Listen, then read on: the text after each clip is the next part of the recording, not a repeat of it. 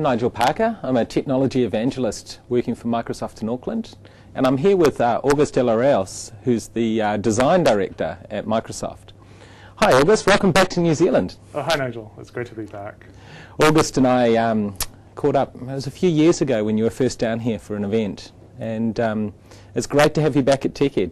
Oh yeah, it was about 3 years ago, and I'm excited to be back. It was. August's already been on live television this morning, delivered an awesome keynote and a breakout session, so we're working you pretty hard, given it's 5 o'clock and we've got you right through multiple activities during the day. What have you been talking about here at TechEd, August? Most of what I've been talking about is natural user interface, which is kind of the next inflection point in the way people interact with technology. And when I say next inflection point, the last one is graphical user interface, or basically the mouse and keyboard together. So when I hear natural user interface, the first thing I think of is touch and multi-touch, but really you're talking much broader than that, aren't you? Not necessarily touching objects. Yeah, multi-touch is just one aspect of natural user interface.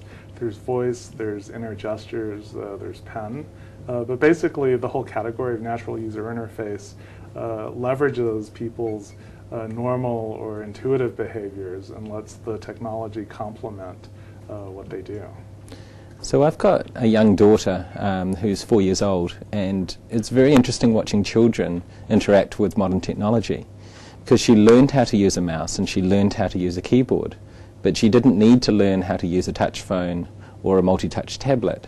And I find that she tries to touch and drag things first before she reaches for a peripheral device or a peripheral object. So do you find that with children or elderly or people who are not used to technology that the natural user interface is a lot more intuitive?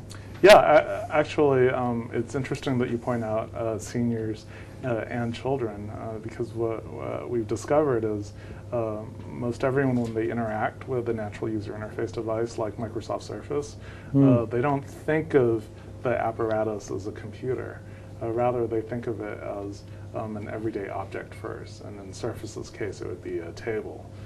So we have seniors who normally have, I've seen some who have, who are a little intimidated by computers, but the moment they start engaging with the natural user interface of the Surface, they don't even think of it that way, and the intimidation factor isn't there. So by removing the barriers to the technology, you're effectively opening the doors for it to be more broadly used by people who would otherwise not have access? Yes.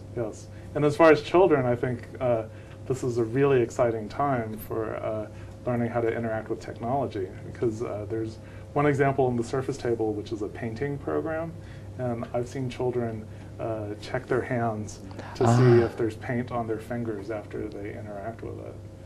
So it's the magic of technology that's actually really enabling communication and engagement. Yeah, and it's actually blurring the lines between the physical and the digital realms. So I've read a great book called Everywhere, which talks about our cities becoming technology. Oh, by Adam Greenfield. Yeah, right, so we met Adam Greenfield when he was down at Webstock in Auckland in February. And he, amazing interest in this area, and I was blown away. We walked around Wellington and we were looking at all the objects that were technology objects but were engaging in the real world.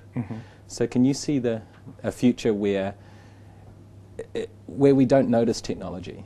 Oh yeah. In fact, I'm starting to experience a little bit of that myself. Same thing with my colleagues, where now we just assume that when we see a display that we can touch it. So even on the flight here, there was one plane where I kept on touching the display, expecting it to do something, and apparently it wasn't. Wasn't giving feedback. Yeah. So for all the people who are watching online, you've done some sessions at the event, you're talking the keynote. Where can they find out more about what we're talking about here? Well, so I had 2 sessions today that the users can see online. The first was in the keynote. I talked about broader, more wide-sweeping changes that affect technology, and I called that, I suggested that we're entering a kind of poetic age of technology.